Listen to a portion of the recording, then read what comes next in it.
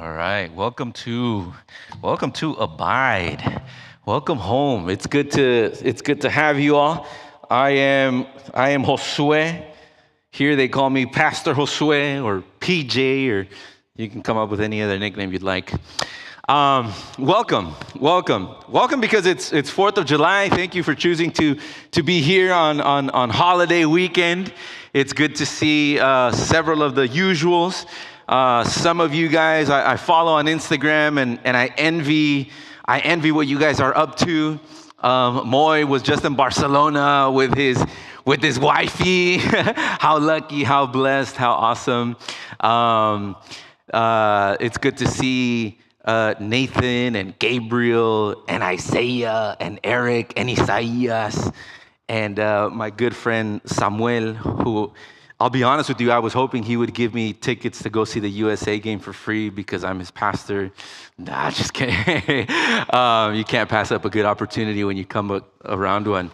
It was really nice. I was back there on the cameras right now just a second ago, and it was really cool to see Kenny with his baby there, leading worship, and his wifey up here.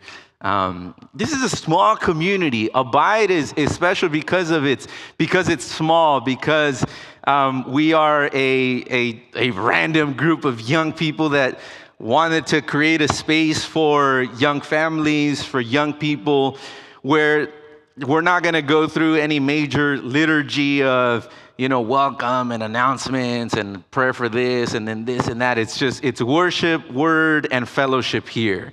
So if that's what you're about, welcome. We're so glad to see. I'm so happy to see Luis and Zuli, Abby, Ashley, Sarai. I'm going to see how many names I can pop off right now. And if I don't mention yours, I'll get it at the end. I'm trying to be very intentional about learning your names. Tang, my good friend Tang. When I grow up, I want to be like Tang, or at least I want to look as good as Tang looks.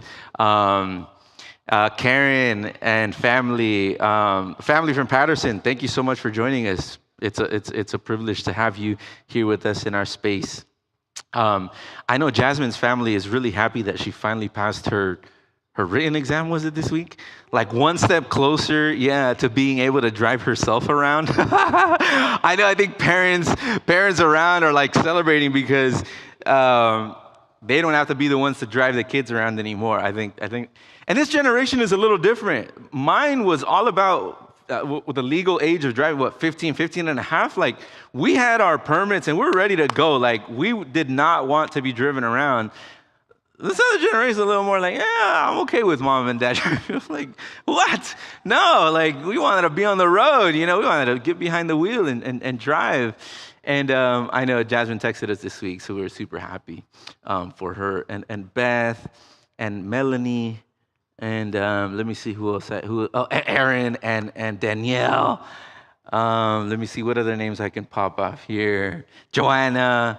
I already said Luis and Zuli, the Hernandez family. Who am I missing? Udi, who was like here a second ago, and now he's in the back. Ephra and Suhei in the back, and Anna. Thank you all. Manny is cooking up a really good meal out there for us. He said chicken burgers. I was really hoping that they would be like real burgers. I don't know if we're allowed to say that as Adventists, but I think that's why he didn't say that. I think so. But this is Abide. Yeah, exactly. Why? Yeah, why wouldn't we be? So here we are. Welcome to Abide. We're going to spend a few moments then this morning in the Word. We've done the worship. Now we're getting into the Word, and then we'll be in the fellowship here in just a bit. But this morning, I don't know how many of you guys ever saw this. Yes? I remember because when Hamilton came around, I actually wasn't cool enough to be on the, before it became a thing. I was like, way when it was already way past it. I saw this during COVID, when everyone was just watching a bunch of TV. This is what I watched. And I remember this because Abby and her class, we went to do some kind of outreach or something, or no, we were going ice skating. Well, we were doing something, and the class was like a choir of someone help me out, Alexander Hamilton, and they were like the whole movie. I was like, I know their parents would probably be like, I wish you could like pop off Bible verses that way. Well, if someone came up with something like this, we might be able to. I think that's going to be Kenny's thing, or someone that's really musically gifted can do something like this, create this. It's the story, for those of you who are like, I don't know what the pastor's talking about. Like, I've never seen that in my life. Well, it's the story of Alexander Hamilton. And it's a really, really neat retelling in a poetic way of the story of one of the founding fathers of this country. Maybe an undervalued, under-highlighted, person in the story. Because the image, or the part that we are all probably way more familiar with, and which landed on today, is 4th of July, is the Declaration of Independence. We think of Thomas Jefferson, the one who wrote it all out. And I share this today because obviously it's 4th of July, but there are some lessons that I want to glean from this, and then a passage of scripture, and we'll wrap it up, we'll pray for the burgers, and we'll go out and eat. But this group of people got together, and they shared ideas. They went back and forth. They had a vision for a different way of being. They had already experienced what was England and having kings and all of this kind of stuff. And they imagined a new way of doing things, a new way of doing government, a new way of ruling, a new way of being. And so these guys got together and just started exploring and wrestling and writing documents and just vision casting. It's exciting. It's probably a little bit about what happens when you create a group message, a text group, or a WhatsApp group, and everyone is talking about, hey, we should go to the World Cup. Has anybody been watching the World Cup games? Has anybody been watching World Cup? Okay, all right, yeah. I invited a few of you guys to come over, so I know at least you've seen one game. Cheryl didn't get the invite, but it's not because we want to leave you out. We just didn't know if you would be interested in the soccer. Kenny was very interested in it. The whole time he was like on his laptop, and he'd look up every once in a while. It's okay, I wasn't offended. He'll be invited for the final. But it's great. And when you have a group of friends and you have a shared interest, you make the group text and you want to plan the trip. You want to plan the outing. You want to do the thing. That's probably a little bit of the experience that these guys were having when, hey, we should start a new country. I can imagine if they were living in they probably would have texted it in WhatsApp, or maybe not. I don't know, whatever's safest. And they started sharing these ideas, and yeah, we should do it this and that and that. And that started what happening. And it's happened to you guys. It's happened to me. I got to go to Hawaii with David and Abby because we started a group text, and we were like, hey, Hawaii 2026, and we made it happen. And anytime a group of people get together, like we're doing here today, around a shared interest, purpose, mission, crazy things can happen. And here we are 250 years later, after this key moment in U.S. history, the start of it, and we get to celebrate so many of the awesome things that this country represents. Does that mean that it's perfect? Absolutely not. We're not going to sit here and do a list of all the things that need improvement. We know that we can do better. But these guys had a vision. They had a dream. They had an idea, and they made it happen. And it's just a reminder to me that anytime any one of us, Kenny, Cheryl, Aaron, Danielle, Tang and Karen, Moy, Wifey, Melanie, Jasmine's family. I'll remember the names at the end of the service, I promise. David, Abby, Ashley, Saraid, Jimenez, friends, Sam, Carlos, Joanna. Anytime we get together, has the potential to be the start of something special. I've mentioned it before, and I mention it every time because it never stops being amazing to me how what we're doing here today was the result of a small little conversation that took place in that room right there. Before this was Abide, it was just a conversation that Kenny and I were having, and there were a few other people there, and we just said, why not? Why couldn't we do this? Why couldn't we imagine a different way of doing church, a different way of being, a different worship experience? Why not? And it finally made it out of the group text. It finally made it out of the WhatsApp. And David came on board, and Cheryl joined in, and Ephra, and we had a few other key people that joined in, and now you guys are here. And it's just, again, a reminder of time and time again, anytime we get together, friends, anytime you guys get together with your family, with your friends, with college buddies, great things are on the horizon. Great things can happen. And so it reminds me of an even greater moment. We'd have to rewind the clock maybe another couple, 1,000 years, and we get to a story that we find in Acts chapter 2. Now, if you don't want to read the whole thing because maybe the smell of the burgers has made its way over here, I'm going to briefly summarize what happened. In verse 1 of Acts chapter 2, this is after Jesus has gone back up to heaven. He's left his disciples by themselves. He's promised them the Holy Spirit. He said, just wait on the Holy Spirit before you do anything. Not something that really sits well with those of us who are action people. We want to do things. We want to get things going. We want to just get things moving. Jesus' command is actually just wait. When the Spirit comes, when the Holy Spirit comes, everything changes. It's not going to be the same. You guys are going to turn the world upside down, but first you got to wait. And in verse 1, what happens in Acts chapter 2 is verse 1 says, when the day of Pentecost arrived. This is what it says. They were all together in one place. And suddenly there came from heaven a sound like a mighty rushing wind, and it filled the entire house where they were sitting. And divided tongues as of fire appeared to them and rested on each of them. And they were all filled with the Holy Spirit and began to speak in other tongues as the Spirit gave them utterance. But the key part that I want to highlight is the fact that right after this, some crazy things start to happen. Peter starts preaching, and people who speak different languages are able to understand what he's saying, and he's speaking in one, but they can understand in their own. People from different parts of the world are gathered here today, are gathered in this moment around Jerusalem because there's this big celebration that's going on, and they've come from different parts of the world, and here they are. And it's a great opportunity, and there's no translation device, but Peter just gets up and he starts talking about Jesus. He tells the story of what happened to him, how he rose from the dead, how he's returning. And all of this is just amazing, but it all starts here in Pentecost with a key detail, two key details. They were all together.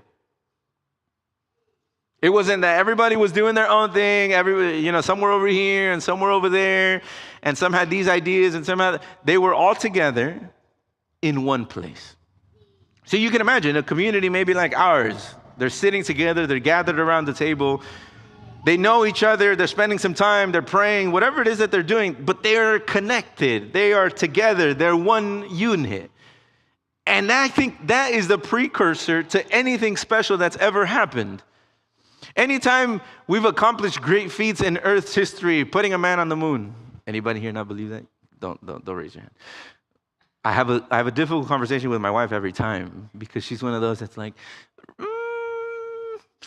but did we? Like, let's not get started. Okay. Anytime we've accomplished anything of significance, it starts like this. People being together in one place. It can be on the group chat. It can be in a place like this. It can be in a meeting. But these people were gathered together around a purpose, around this cause of Jesus. And because they were together in this one place, Peter gets up and he starts preaching and he starts speaking about Jesus. And it says toward the end of chapter 1 that 3,000 people, after hearing Peter speak, 3,000 people commit to being part of this new community. Because one of the ways that you joined this community was through this thing that was called baptism. It's what we normally would do over here in this baptistry. There's a pool of water, and the reason why that's so key is because People are literally submerged underwater. That Greek word baptizo, it just means to like dip. That's how a shirt would get its dye, would get its color. It gets baptized into the color there, and it comes out a new color. So baptism, 3,000 people do that. After hearing Peter speak, they commit to being part of this new community. It's not something that Peter did. It's not amazing because of what Peter accomplished. It's amazing because it all started with the fact that they were all together in one place. The beginning to any great thing starts by coming together in one place. And so here we are, 2,000 years after this fact, a church in Modesto in the year 2026, because a small group of people 2,000 years ago got together in one place to wait. It doesn't give us anything here about they were planning, they were strategizing, they were brainstorming, they were just waiting. And part of the reason why we decided to call Abide is because this community, this church, this space, its emphasis is not in doing. You'll notice that we posted a little calendar of activities here. There's not a lot going on here. We meet on the first Saturday of the month and on the third Saturday. We don't even meet every week. Every once in a while, we'll get together for a special event like the one that we're having today, or we'll have an afternoon pool party, or we'll go on a hike, or we'll do some water day activity, etc. Because the emphasis here isn't in doing. The emphasis is in being. Many churches that you guys have been to, that you've been a part of, you look at their calendar of activities, and they have something on Sunday for like the elderly, Monday for the singles, Tuesday for like the women's ministries, Wednesdays prayer meetings, Thursday like Bible study, Friday some other activity, Saturday, morning this. And if you grew up in a Hispanic church, Saturday you're in church all day. And the worst thing about it is you have to stay dressed up all day. Like, it'd be nice if you could get home and take off the suit and the tie, but no. You have to stay dressed up all day because otherwise it's not the same anymore. And so here in Abide, we decided to imagine a different way of being in community. Not the kind of church that we grew up in, not the kind of churches that we see around us, something different, something unique. But the reason why I'm sharing this is because now you guys are a part of this. And you're like, whoa, I'm just here to watch. I didn't sign up for anything. I'm not commit. I'm just visiting. I just happen to be here. It's okay. We want to introduce you to a different way of being. Here at Abide, we want to introduce you into a different way of doing faith, spirituality, growth. Not the kind that you've already known, the kind that you've been introduced to, because honestly, what it's produced is a lot of burnout, just a lot of exhaustion, a lot of doing, and very little deep work in our lives that actually changes us. And so much like these people in Acts, much like these people, here we are, gathered today. Each and every one of you guys. For some reason here on 4th of July, maybe you saw the announcement and you were like, hey, I want to go because there's burgers. We got you. That was our plan all along. But here you are. You could be anywhere else. You literally could. I know there's some soccer games going on. Actually, no, not right now. Right, Eric? At 2? At 2? We got to wrap up. You could have stayed home. You could have done something else with 4th of July. There's a ton of. I think there's like a parade here in downtown Modesto. There's something going on. Maybe you're like, man, I wish I would have known. I would have gone there. Well, you're here now, and I think there's a reason why you're here. Um, I'm not going to guess because I don't know. But now that you're here, I'd like to invite you to be a part of creating this together. Because Abide isn't my idea. Abide is David's thing, and it's Abby's thing, and it's Ashley's like, and it's Sarai's thing, and it's Eric's thing now, and it's both Isaiah's thing, and it could be Nathan's, and it could be Gabriel's, it could be Samuel's. Carlos is like, dude, I'm just here for the drums, bro. I'm not even an Adventist. Like, I don't know what's going on.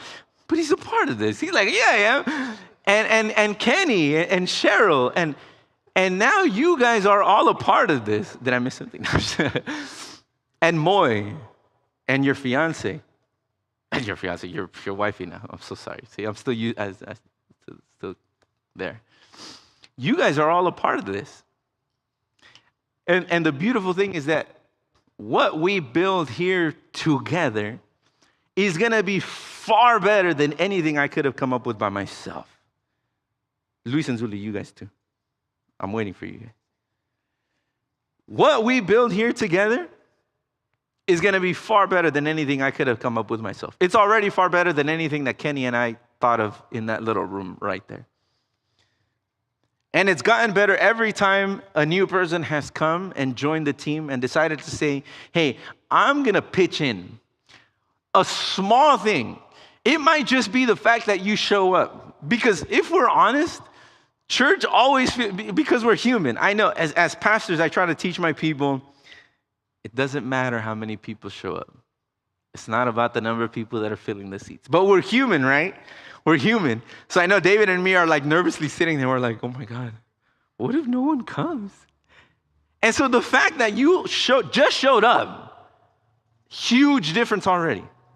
Huge. You have no idea how at ease we are now that we're like, okay, there's people here. Right, David? Right, David? We're like, oh, phew. Because we're human. And so even if you just came and you just sat, way better. Way better. But if all of a sudden Isaiah starts to plug in and get involved, Isaiah's walking out, he's like, bro, don't stand up because I'm going to call you up. That's what happens when I learn your name. Then now you're like getting called out right during the sermon. And if Samuel gets involved, and if Jasmine's sister gets plugged in, I know she's like, oh, don't call me. And if Tang and Karen, and if Aaron and Boyd, and if Maggie, and if you guys all of a sudden say, hey, I want to pitch in a small way. I don't mind just helping to set up a table, helping to greet people, helping to take pictures, helping with childcare, maybe there's something that you see missing, because here, that's the other beautiful thing about doing things together. This is a note for Jasmine. Remember this on your driving test. We all have blind spots.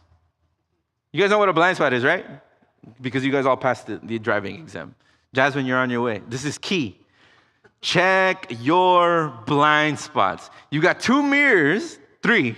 You got these 2 on the side, and you got that 3rd one. But even with those mirrors, they always tell you to do what? I like that better. Yeah, neck check. I like that. That's going to stick with me. You do a neck check. You turn over because that's your blind spot. There's something there that you might not see unless you turn your neck. In life, we all have blind spots. I have some major blind spots, guys. Major blind spots.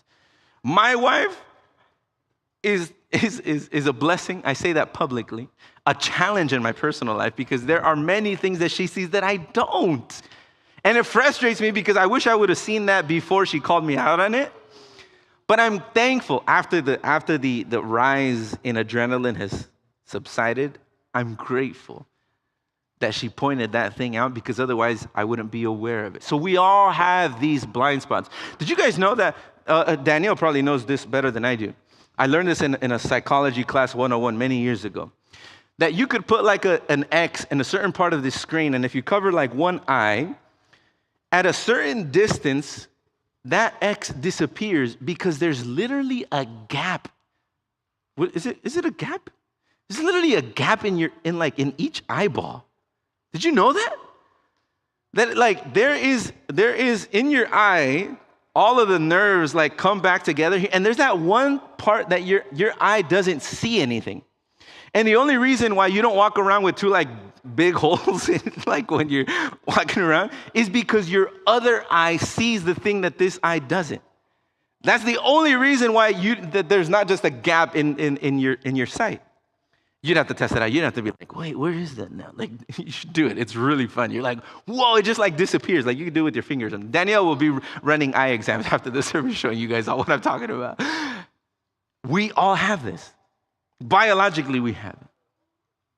That's why we need you. That's why we need Tang. That's why we need Uri. I know. Yeah. That's why we need Maggie. That's why we need Abby, Ashley, and Sarai. That's why we need the Hernandez family. That's why we need you, Eric. Eric is really gifted at grilling. I hope you get to try one of his burgers after the service today. Specializes in like rare, medium rare. We need you.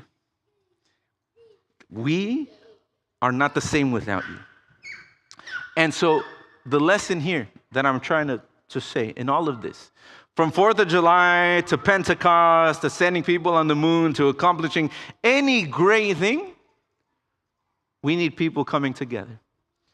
Because the reminder of this message, brief as it is that together, connecting with each other, wrestling with each other, debating each other, we sharpen each other. That's how it happens. That's how great things happen, friends. But in churches, oftentimes it's just we're waiting for the one person to do it. No, they'll lead it. You know, well, there's already someone that plays the piano. Well, if you play it, we want to know, because together we can do great things. If you're like, well, I don't really have anything to offer. Like I can't lead worship. I can't do this. Well, there is something that you have to offer that nobody else sitting here in this room can do the way that you do it. It's unique to you. And so today is just an invitation. That's all today is. An invitation to join the team, to join the community. You've already shown up. You've done the like 50% of it already. You're here. Now, you take one more step and say, where can I serve? Where can I help? What are the blind spots here? What are the things that the pastor isn't seeing? Pastor, look, if you do this and you change that, wow, you are gonna add so much to my life. Because this isn't done yet. It's an evolving thing. It's a changing thing. And if you join in and you have an idea and you don't share it, we miss out on it. And if there's something that you see that we don't, we miss out on it until you say, hey, have you thought about this? And don't be the person that just suggests the idea and is like, oh, I just threw the idea out there. I'm not gonna do it. We get a lot of those people. Like, have you ever thought about, like, yeah, you want to help us with that? No. It's just think about it. Thank you, but we'd love for you to get involved. Because in the end, community is important. I know we like to be islands at times, especially in the U.S., we're very individualistic, we're on our own thing, we're doing our own thing, but this is a community. And one of the gifts of community is the fact that we get to come together, but it has many challenges. We need you guys. We're not the same without you. And when we come together, we're going to do great things, we're going to face great challenges, but we're going to get through it together. There's going to be moments where I disagree with David and I don't see eye to eye with him, and that's okay. I still value his input. It's not going to change the way I relate to him. He's my friend. I'm going to learn to love him despite the fact that he doesn't love soccer the way that I do. That's okay. That's why I have Udi. Although Udi didn't want to go to a World Cup game either, so I don't know. I have to start reevaluating my friends. Maybe I should have invited Eric. Maybe Eric would have been like, dude, I'm down. Let's go. We need you guys. We're not all the same.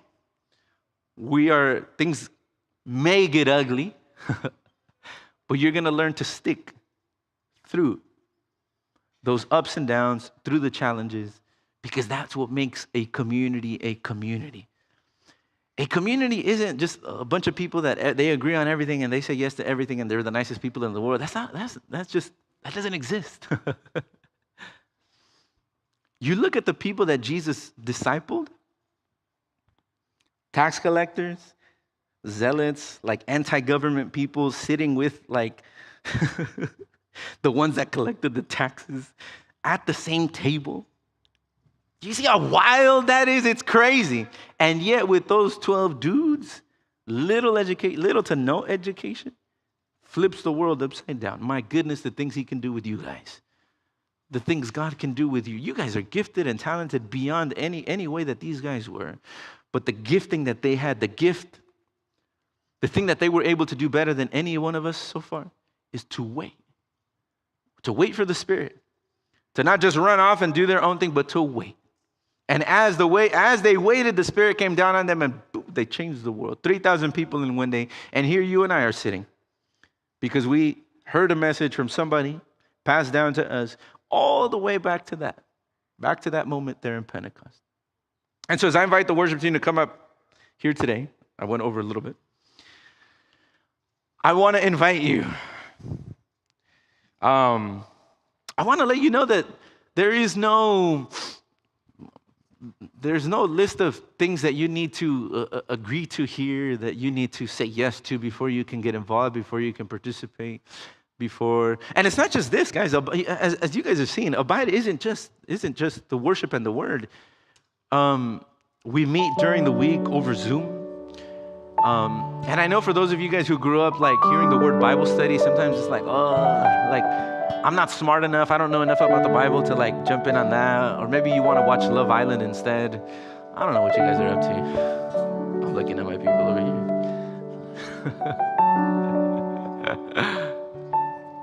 But we want to journey with you. We want to share life with you. We want to celebrate the highlights. And we want to celebrate, well, maybe not celebrate, but we want to be there in the lowlights too. We want to be there when things are great, when there's a lot to celebrate, and we want to be there when things get tough. And I think when things get tough, that's when we realize we need each other. And so the invitation of Abide here today is to join us, to navigate life with us together. None of us here have it all figured out. I absolutely do not have it figured out. I want to learn from you guys. I want to learn from you. I want to grow with you. I want to be challenged by you. I want to hear what you have to share. Because I do believe this. I've seen it. We're just getting started, and this is where we're at. Together, we can do great things. Together, 250 years ago, some dudes got together, wrote a Declaration of Independence, and started this country that we all live in here today. It's 2026, July 4th.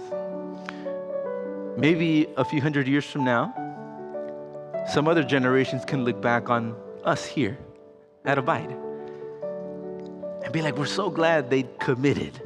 We're so glad they decided to do something. We're so glad they got together. We're so glad that thing that they dreamt of in the WhatsApp group and the group message got out of there and became a thing. And I hope you'll choose to join us as we continue to discover what it is that God is leading us into. We don't know. We're on the journey together, and I hope you'll be a part of it.